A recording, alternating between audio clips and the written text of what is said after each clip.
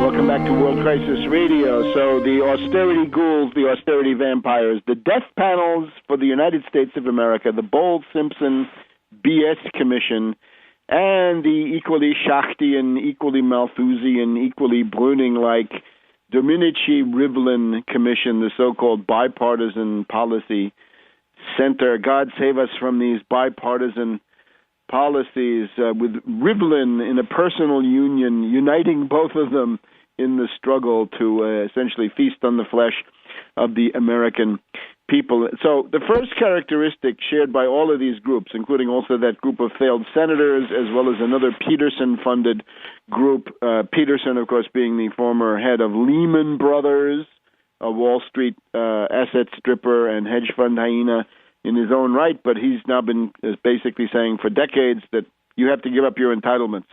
He says the budget deficit is unsustainable. How about Wall Street speculation there, Mr. Peterson? Is that sustainable? How about the idea that Wall Street pays no taxes?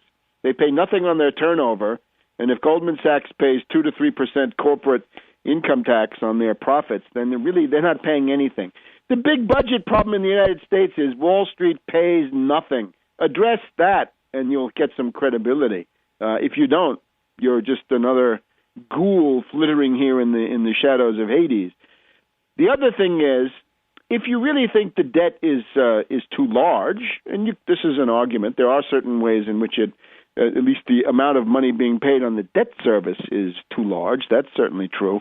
If the debt seems large, why not increase the real economy out of which the tax revenue for all kinds of government activities has to be derived? In other words, don't you want to look into why the United States is deindustrialized, why the levels of industrial production per capita per unit of population have been declining so rapidly? How come all of these jobs have been shipped overseas? How come we've got the runaway shop?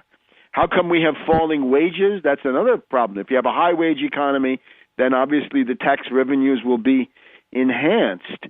Why is it that we have this collapsing infrastructure that takes us to the point of thermodynamic collapse, right? Our railway systems, rail, passenger, commuter rail, all collapsing, water systems collapsing, electrical grid collapsing, airports, many of them in very bad shape. Why don't we think about perhaps improving the quality of those, modernizing those, building new ones? We've gone through the program earlier. You get the idea. These are the two common denominators. You've got essentially a bunch of fat-headed accountants. You've got people, the leftists like Rivlin are Malthusian. You have a large body of Malthusian opinion that, of course, wants a carbon tax. None of these groups, so far as I can see, propose a carbon tax, although there are people, so-called leftists, right, the Malthusian left, over at Mother Jones. They've got a blogger who says, well, I really don't like these taxes. I want a carbon tax. And others who say, yes, cutting Social Security is a good thing. And we've heard other Malthusians saying we should get rid of the child tax credit because that encourages people to have children, and that's a threat to the polar bears and the pelicans and the snail darters, and we can't have that. So you got all kinds of anti-human ideologies on the left-wing Malthusian side, and then, of course, you've got the legions of greed on the extreme right. So let's look now at the Domenici Rivlin. No, Domenici, we talked about Domenici, ironically enough, last week. Remember, he was the guy who was meeting with the hedge fund hyenas and Druckenmiller in 1995 and getting the advice that a default might be a shock, but it would really be a good thing if we could just wean the government off constant borrow and spend, then the default would be a good thing. And, of course, this is politically and financially motivated advice by people who are shorting the dollar, shorting treasury bills, and also just hysterical ideologues who think that debt they actually regard debt as some form of original sin, right? In the Protestant world of things, right? That there's original sin, and really, as long as you have any kind of debt at the level of the nation, then that's really unacceptable. So let's look at Domenici and Rivlin. This is called Restoring America's Future, and it means there will be no future. we will have a 1-year suspension of the Social Security payroll tax, so-called tax holiday. Now, this is obvious.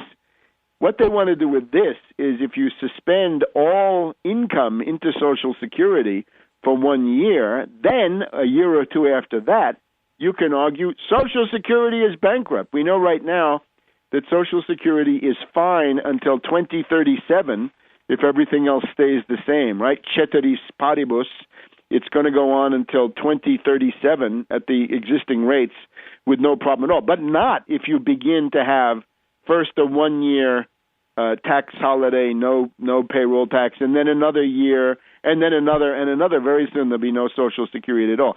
So this is a duplicitous, thug-like, gangster-like move by Rivlin and Domenici to begin the destruction of Social Security without having the guts to say so. Then they want to simplify the tax code. They want to eliminate deductions and tax credits and dangle the idea of a lower tax rate as the compensation for that.